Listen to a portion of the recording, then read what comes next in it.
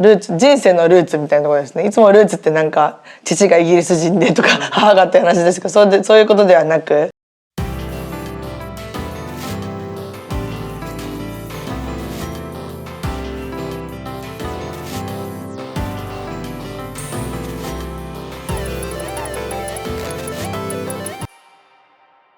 そうですね、やっぱり自分の、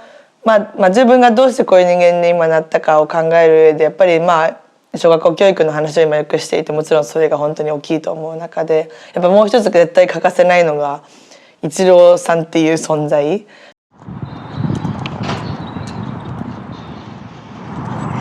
チローを一目見ようとキャンプに来ましたで、今日は試合もないので、なんか練習風景をこう見れたらいいなと思ってます。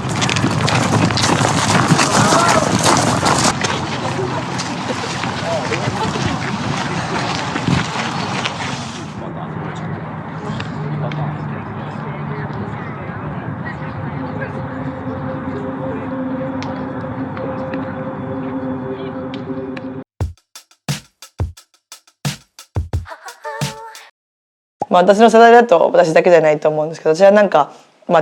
特別なのかっていうか、なんかいろんな一緒に見て育ったとかそういう話よりももっとあって、やっぱりそれはそれこそ日本の小学校の高学年の課題図書でたまたま読んだ本が「努力の天才バッターイチロー」っていう本で、その時まで全然野球も興味ないし、私神戸とか大阪にいたのにその時代のイチロー知らない。たまたま読まされた本っていうか、自分が選んだのかちょっと覚えてないんですけど、何冊かあって、それが感動して、何に感動したかっていうと、私もイチローさんのように好きなことを見つけて努力を重ねて夢を大きく持って一流になりたいって、それをなんかそういう生き方をしたいって思わせてもらったんですよね。小学校6年生の時に書いた読書感想文「イチロー努力の天才バッター」っていう題。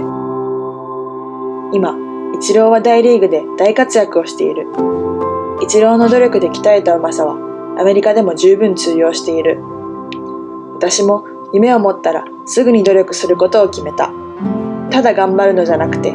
力の限りやればきっとどんな夢でも実現できると思う。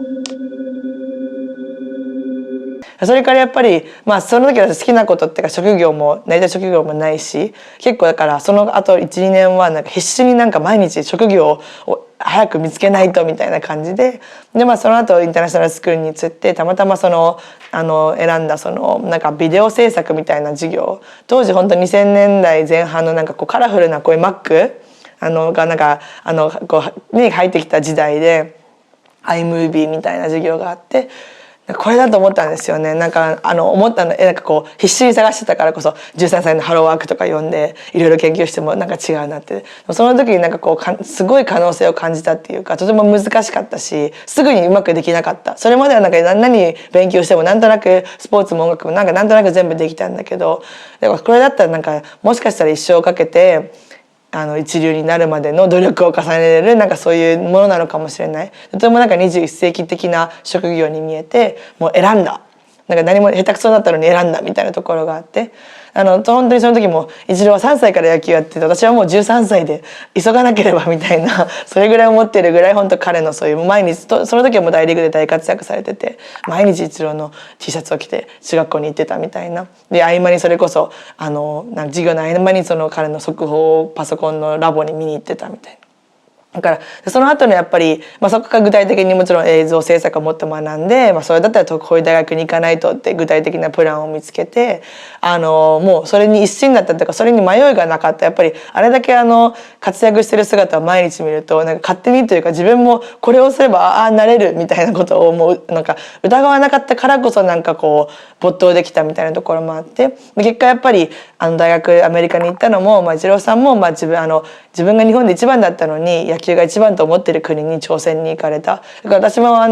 映像を勉強するなら自分が今映像が一番いいと思ってるとこに行きたいって、それがやっぱりニューヨークだったんですよ。特にこういうハリウッドじゃないと思ってたので、ずっとそれも含めて行ったっていう理由も本当にイチローさんに後押しされてる気がします。そこも含めてなんかもうで、それからもちろん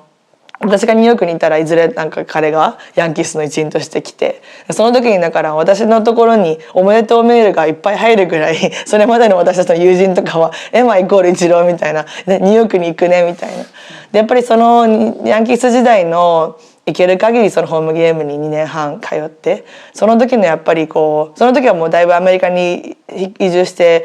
どうですかね、6年ぐらい経ってた時から、それもやっぱり悩んでた時期にもやっぱりとてもなんか励みになった。やっぱり同じ日本人としてなんかこうなんか誇らしくて、なんかこうなんか私は日本人でアメリカにずっと入れるかとかもわからないタイミングでとてもなんか、あとみんなに拍手されて、なんか本当に自分のことのように、自分もだからまだ受け入れられてないっていうか、それは自分の力不足でキャリアがまだうまくいってないけど、なんかこうなれるっていうか、この場所ではなれるみたいなことでニューヨークをとても信じたみたいなところも含めて、本当にもうイチローさんのそういう姿っていうかっていうのにもう自分が作られたみたいなところがあります。うん。その本の、その打ちのめされ感が、今でもそれが続いてるわけだから、いや、課題として重要だなって聞いてて思ったんですけど、そうなんだ。もう何度も読み直すんですか、やっぱり。いやでもあの時に読んでから読んでなかったです別に。で内容も子供向けの本なのでとてもある意味シンプルに、彼が当時小さい頃から毎日お父さんと練習をして、あとは本以外にも有名になってるやっぱ彼の6年生の時の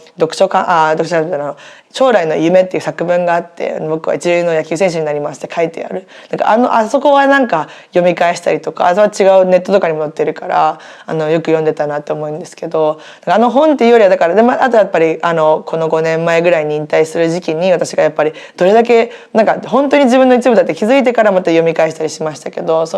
もやっぱりそこでそれぐらいやっぱり本のそれも本当にだって小学生のとって課題図書とか読書感想文って私もすごい嫌だったし、でもやっぱり子供の頃にやっぱこう嫌なんだけども一歩先に何があるかわからないから、なんかやっぱり何か読んでみるとか勧められたことやってみるとか、なんかそういうところってやっぱ大事だと思って、それがやっぱり一つの私の答えがやっぱり課題図書からそれを知ったっていう。逆に本当親も全然野球もスポーツも興味ない家で、そこから私のことを分かるには野球分かんないといけないって言って親がねいっぱい野球のことを勉強してくれたんですけど、それぐらいやっぱりそういう出会いはいつあるか分からない。それは人生いつでもそうですけど、特に子供の頃はそこからそこでやっぱり野球選手を目指したくなったわけではなくて、もっと幅広いところに行くっていう、だから子供の時の何でも可能性がある時期の本とか、映画もそうかもしれないですけど、それも大事だなとは思いますね。うん。その好きってキーワードと、それが努力に連動して、で、成していくってことが、多分、イチローさんの場合はリンクしてて、で、くまさん、ダンスとかされたり、好きなこともあった中で、でも、このことじゃないなっていう判断を、なんかしてたわけですよね。そうですね。やっぱり趣味っていうか、学生時代はモダンバレエをすごいやってて、結果だから自分を表現してたみたいなやり方が映像制作になっていたのかなって今は思うんですけど、やっぱり職業にしていくっていうなんかやっぱりものがなくて、でも意外とだから小学校はああいう感じですけど、やっぱインターナショナルスクールのいいところはでも意外とやっぱ好きなことに興味を持ったらそれを職業にしていくなんかことがパーって見えてくるっていうか、なんかやっぱり勉強もしてるんだけど、なんかいろんな演劇があったりとか、なんかそういう力いろいろ入ってて、なんかそれを趣味で終わらせないなんかそういう先生方がいてくれた。なんかダンスとやっぱり映像に出会った時の感覚が全然違って、ダンスでなんか一生できるとか全然職業にしたいとか思ったことはなかったけど、なんかこれをなんかどうすれば、だからやっぱそこで大学がそういう勉強できる大学あるとか、そういうところにつなげていってもらったそういう教育のありがたさっていうか、その出会いの先生方にもなんか感謝しますけどね。うん。職業ってキーワードは割と重要ですね。そうですね。なんかそこはやっぱりなんか日本的ななんか職に就かないとみたいな自分の親もおじいちゃんおばあちゃんもみんな教員で、なんか公務員、母はなんか高校の先生公務員だったら、なんかそういうなんかなんだろうな、こうアーティストみたいなところに触れたこともないし、スポーツ界とかもなんかそういうなんか仕事をしないとみたいなことは思ってたから、映像制作もなんかこうアーティストになりたいとか全く思わなくて、やっぱりそれをどうなんか仕事としてっていうか、あとやっぱり何かっていうのはなんかもともとあったのかもしれないですね。うん。今のヒントの中に、目標っていかにうまく作るかってことが、今さんこの小学校の映画にもたどり着いてるわけだから、目標設定を自分でちゃんと耳を澄まして、これが面白いんだってなるように教育するとか、親がどうやってヒントをあげるかとか、大事ですね。大事ですね。なんかそれはなんかあとだからもちろんどこからはなんかその自分自身が結局自分のストーリーを作っていくみたいな人生を今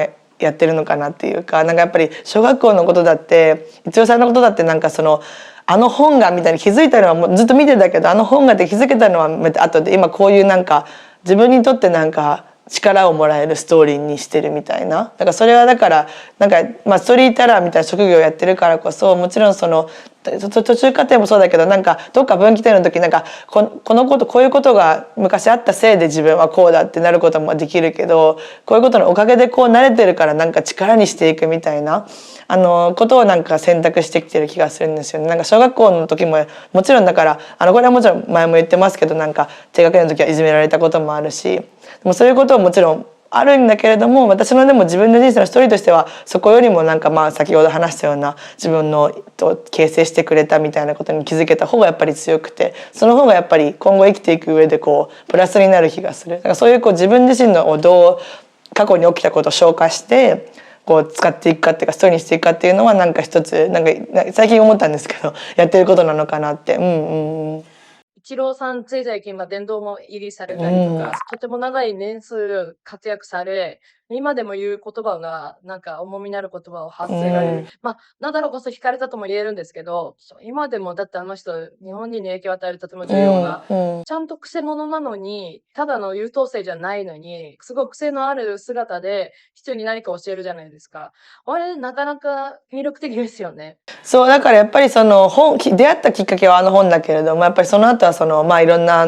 彼の会見の言葉を全部入れてる本とか、それがなんか自分の人生のバイブルみたいになっていて、やっぱりだからそこもだからもちろん野球が好きだからとか、野球もちろん彼のおかげで好きになったんだけど、そこが入り口でもなかったから、野球とか野球選手を使って人生を考えるみたいな、そこへのなんか面白さとか野球を人生に例えるみたいな、でその彼が言う一言一言にやっぱり当時はとても考えられて、とてもそれもやっぱり日本的な、アメリカにいたからこそなんかそっちの部分がとても響いた気がしてて、結局自分はなんかいろんな文化のいいとこ取りをして生きていこうと思ってるんですけど、一郎さんもなんか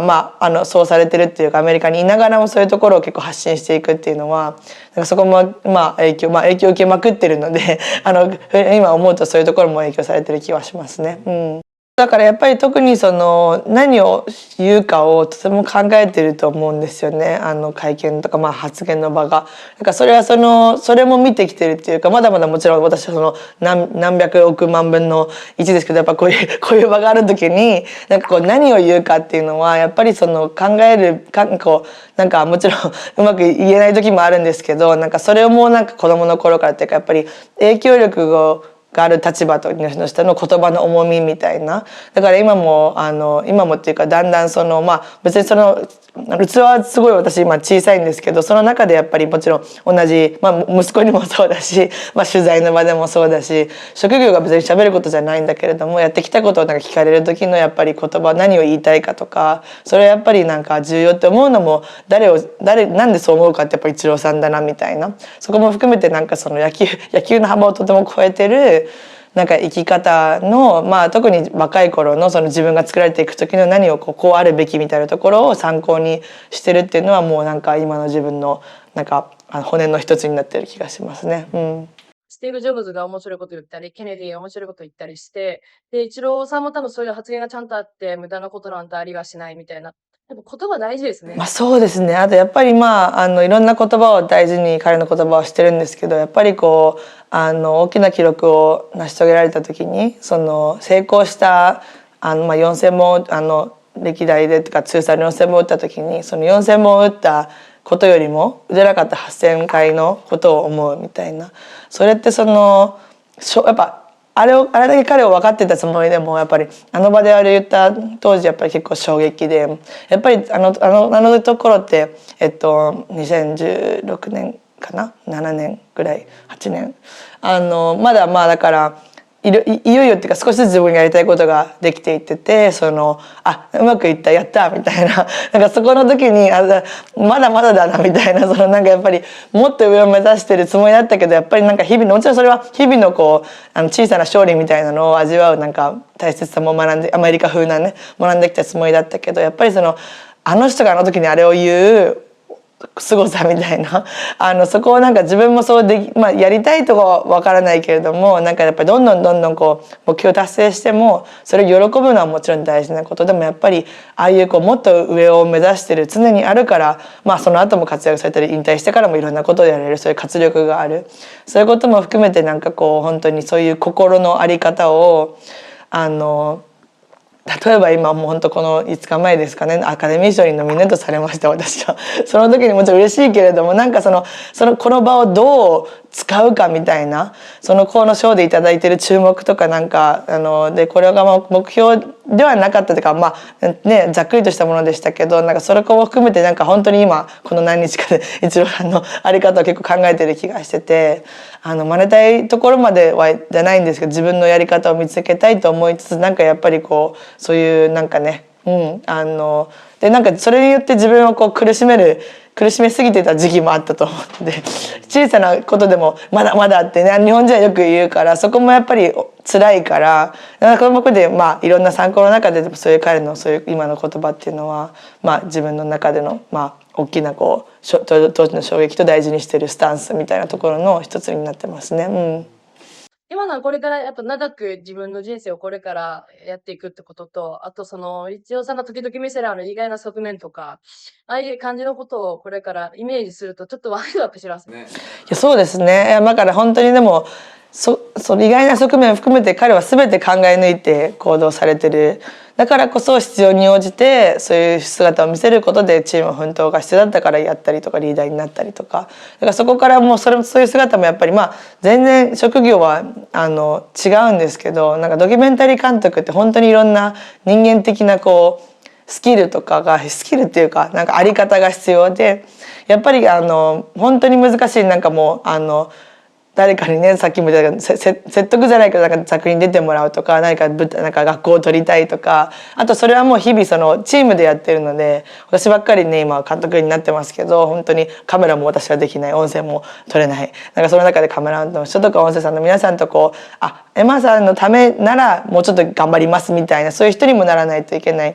で時には私がなんかこう悩んでるとこを見せる時と見せて分かってもらう、それでよりだから今もしかしたらこうなんかいい監督をしてないかもしれないけど、こういうことで共有してよりなんか親密になれる時と、やっぱりここは今言わずに私が背負って、でそのクルーのいろんな人にはこうそうやってやっぱ考えないといけない中で、やっぱりいろんなあり方、一人でやっぱり職やってないってことに例えると、やっぱり野球もそうで個人戦でもあるしチーム戦でもあるっていう、それは撮ってるチームともちろんドキュメンタリーの場合は映ってる皆さん、そこを含めてなんかいろんな場面のいろんなイチローさんのやり方を、それは他の皆さん、何人か参考にしてますけど、特にやっぱそういうのをそこもだから感情でたまたまとかじゃなくて、私はもちろん感情的になってしまうことがイチローさんより全然あると思うんですけど、なんかそれをもう含めてもうなんかなんか人間の在り方みたいな大きな引き出しのいっぱいグッズもあるんですけど、一番大きな引き出しがイチローさんだなって思いますね。多分、後々、今度はエマさんが誰かのイチローさんになるような、ぜひなってほしいし、やっぱ生き方が人に影響を与えるってことを、まさに今お話しされてると思うので、人がどう生きていくか、人にどう見られてるかってやっぱ大事ですね。と思いますね。なんかそこはやっぱり本当にだから私の職業はなんかいろんな意味でこう自分を常にこう自分も成長していかないとか、自分磨きをずっとやってないとできない職業だから、なんかやってるのかなっていうか、なんかオンとオフがないし、なんか9時5時でもちろん終わらないだけじゃなくて、人間としてなんだろうな、いろんな面でこう私がだって絶対普段だと喋らないようなこととか撮影させてくれないようなところをなぜか私にっていう機会が多いから、そこはやっぱり自分が人間らしくいないといけないし、なんか自分が常になんかそういうことを考えて成長していってないとやっていけない。今回撮れてもなんかダメな人間になったら次の先になんて撮れないと思ってる、そこの緊張感とか、それが結果人生に豊かにしてくれてるっていうところがこの職業のなんか嬉しいところで、なんかそこの考え方含めてなんかそうですね、本当たどればイチローさんの姿にとてもこう影響を受けてる気がしますね。